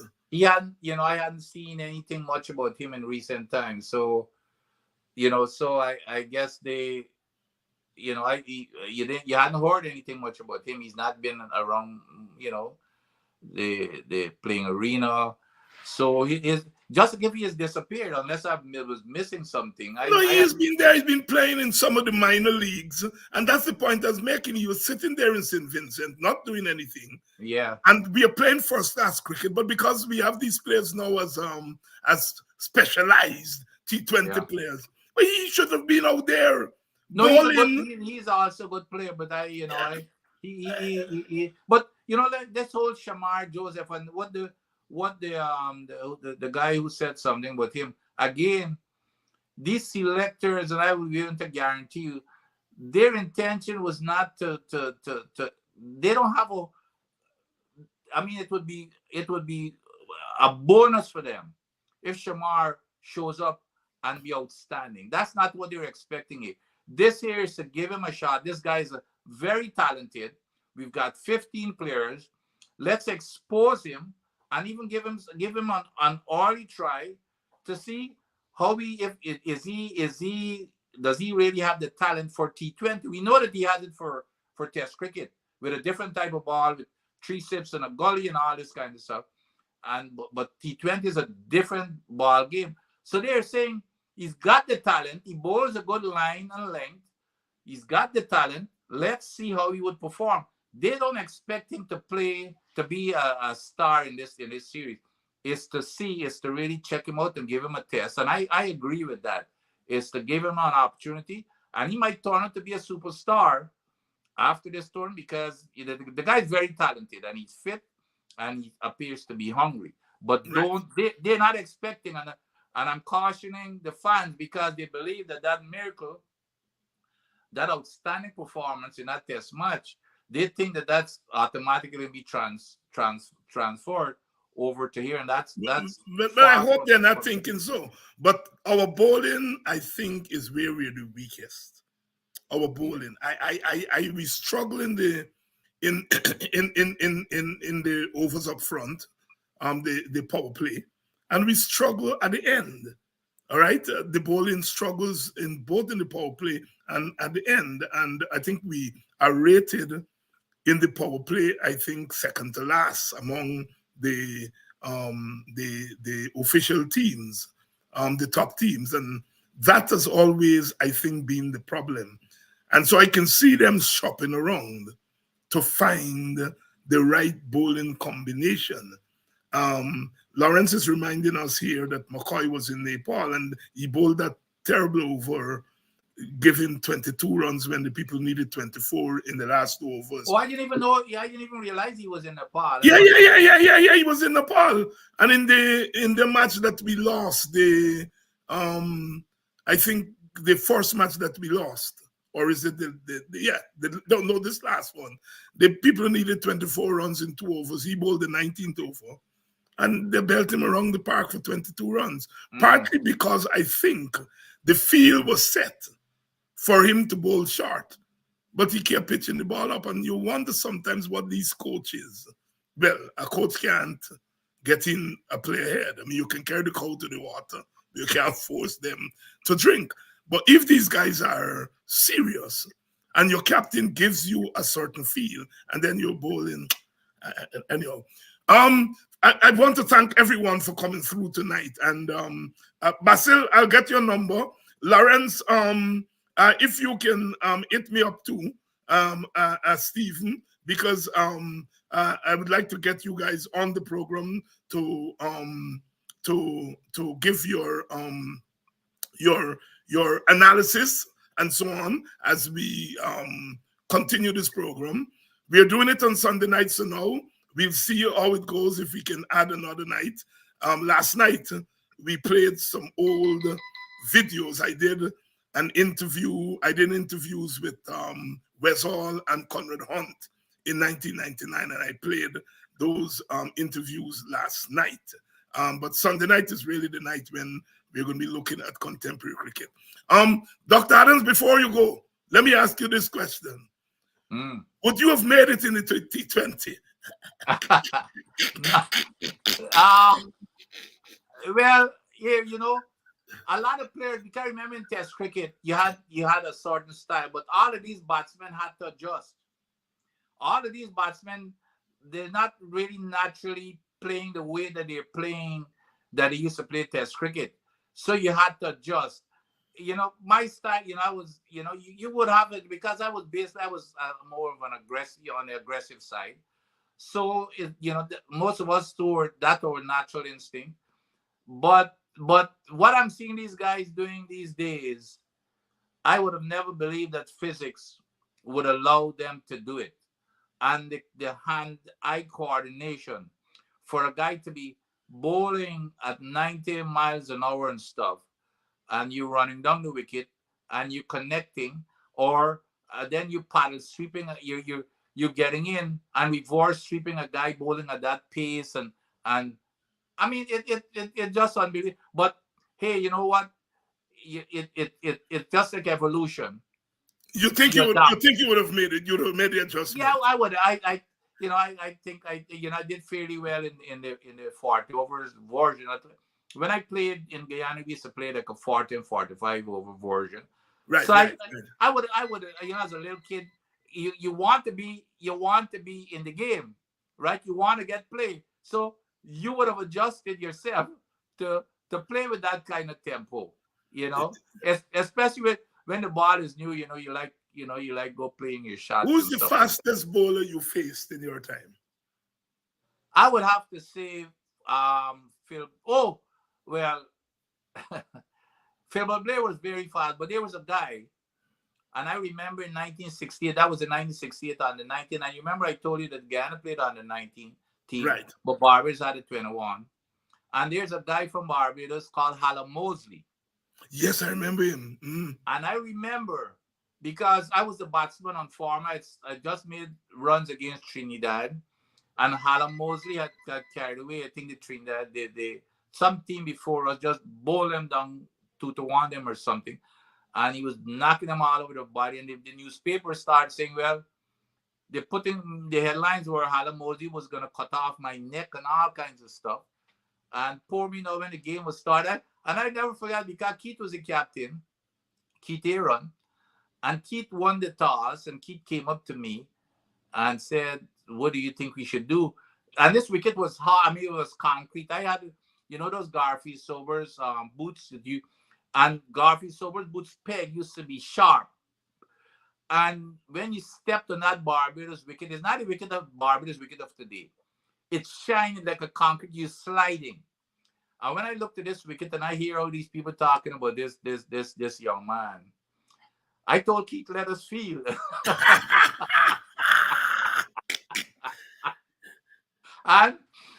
and so they made 250 something or 60 something. And we had to come back the next day. Of course, the place was packed coming to see me and Alan Mosley. And I never forget the first delivery. This big, strong guy, he ran all the way from the side screen. And it looked like if it took a year for the first ball of the day, the second day. And of course, it's a bumper. And I got in and I hooked. This ball hit the top edge and fly for 6. Fly, just to show you, just the pace. How quick he was. And then the second delivery came right around, around my pad, and I flicked, and it went one bump behind backward the square. Of course, I go down and start, do your gardening, patting the pitch and stuff. But that shot there, just my confidence, and then, of course, I know what was going to. I know the crowd is getting, and then the third delivery, another bumper, and I got in, and I hooked. And it went forward a square. So if you're hooking, that was really like a pull. But if you're hooking a bumper and it going forward a square, that means you're picking it up early. Yeah. And I went on and I started putting a beating on this young man. But he was very, very fast. Mm-hmm. I would say he and Philbert Blair. But Alan Mosley, and I heard when Alan went to England, and I think even Sobers had talked about him being the next West Hall or something. But when he went to England, I think he injured some part of it, and he cut down on his pace. Oh. But he played league cricket. He still ended up getting, I think, like 500 county wickets. Yeah. He got a whole lot of wickets, but he ended up just as a cutting down his pace. Philbert Blair, of course, toured England with the West Indies team in 1969. Yep, and he in the county games, he started carrying away the wickets, and then they start writing in the newspapers how he running up like a girl and all kinds of stuff. Yeah. Then both he and Rex Collymore were in that. Changing him in the nets and messed him up. Yeah. But Philbert was fast and strong. I remember, in '69, that 69 was the year that he made his mark on that team to go to England. And we playing in Jamaica, and Morris Foster. Morris, I was, feeling at cover. You got somebody around cover. So and then, you would shine the ball and then go give it to the ball and stuff. So Morris Foster leaning. Morris was an onside player, mainly an onside player. Oh, yes. And Morris on drive Blairy. And I took the ball and I shined it. I said, Blairy, you allowing this man to take your eyes and pass. You see what the man just do you? The man on what? And Blairy had a way he used to be puffed. Blairy started puffing and Blairy hit this by a bumper. The bumper hit and did not drop until it hit the bottom of the side screen. Hey, yeah, you talk about Morris Foster. They had some men who used to terrorize Guyana. Morris Foster, Peter Lashley, Renford Pinnock. You had a boy from Trinidad, D'Souza. Richard D'Souza.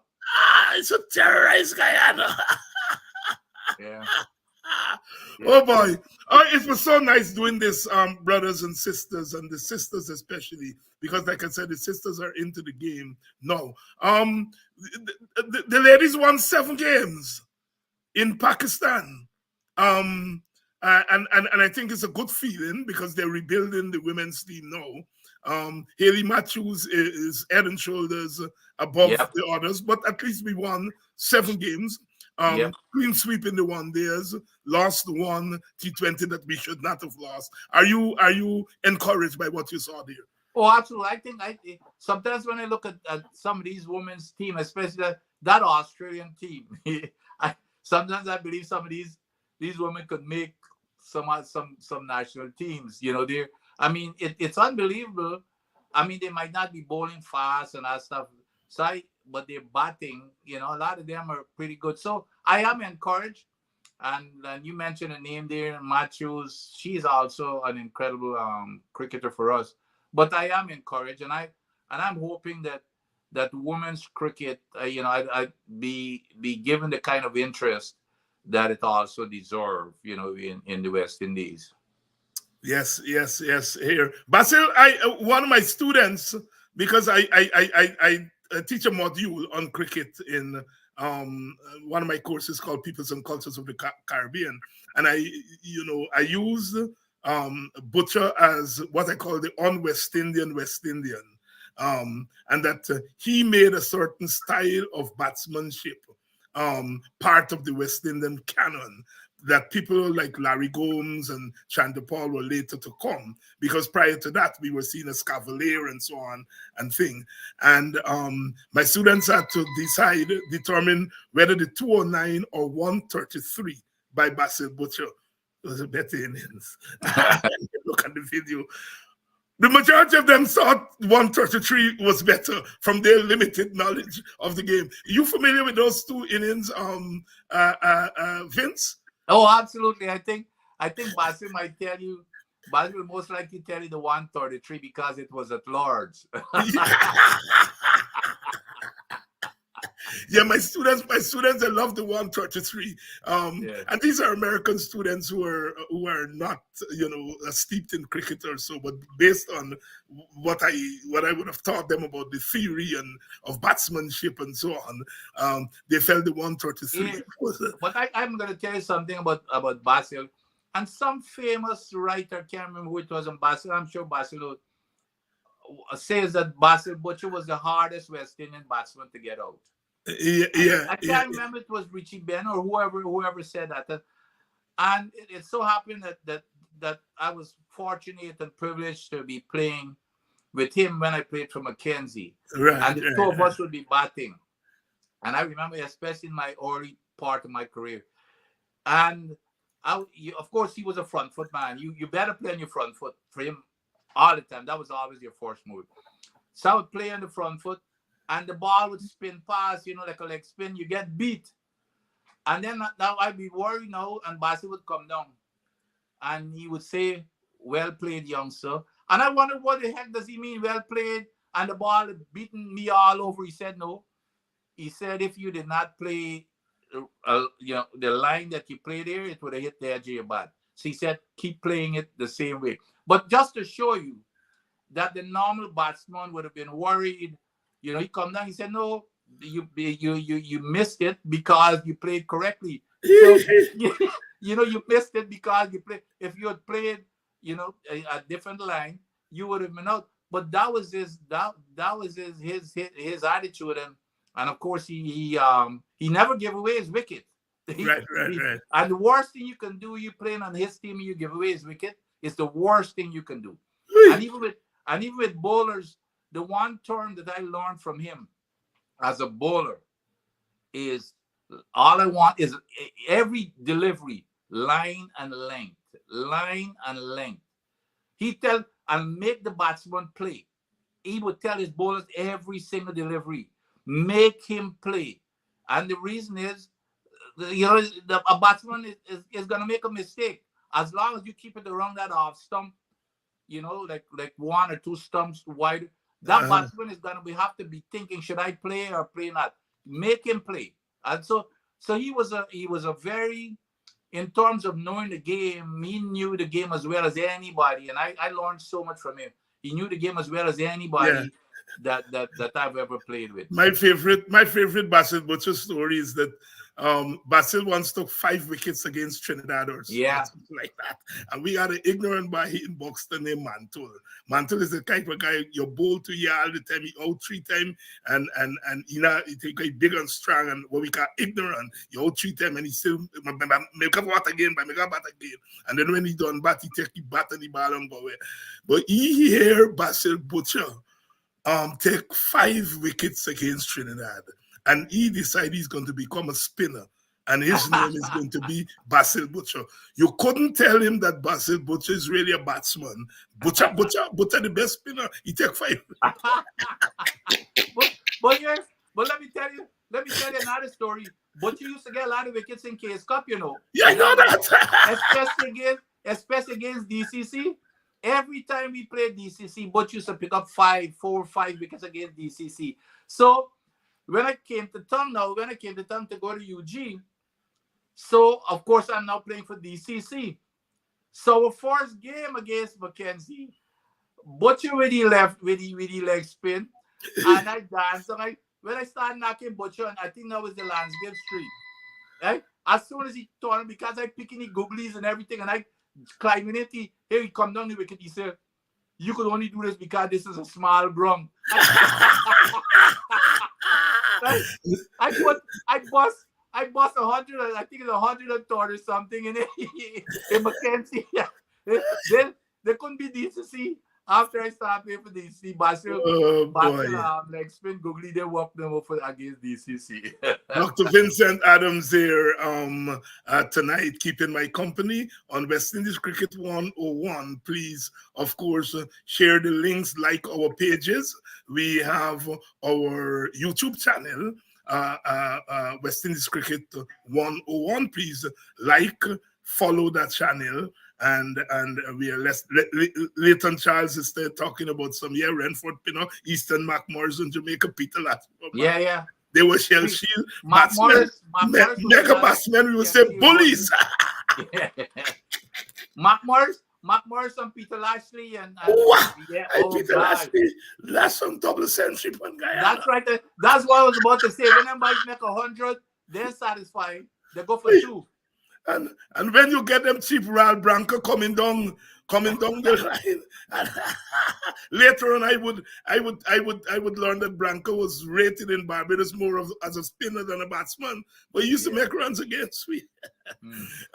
Wonderful program tonight, and we're going to be back next week Sunday. I'd like to thank all of you for making it possible, and my brother Vince. You're not gonna see me twice per week. Definitely. You got to see me Friday night with the politics. It's worth it. It's worth it. All right. Thank you. So I'll see you next week. But before that, I'll see you on Friday. I would like to thank you all. I'll send you Basil. And send me Basil digits. Right. So yeah. I will. And Romeo and Bamfield. I also want. Yeah, we gotta get Bama. I gotta get Bama on, man. Get Bama digits. You all can catch me on what do you call that thing on Facebook, the Messenger, and hit me up there, and so that we can have you guys come on. Thank you all so much. And next week, same time, same place. Yep. Rude boys gonna get you by degrees. Here comes the West Indies. And when you're facing the generals, nearly every ball is a funeral. And when we battle, brother, go and put your men on the boundary line. And if you give we a liquor, that is merely a hiccup. Look, you win the little battle, you lose the war. It's the same result every time. Everybody sing. Here comes the West Indies. Here comes the West Indies. Them rude boys gonna get you by degrees. Here comes the West Indies. I'll tell you now. Here comes the West Indies. Here comes the West Indies.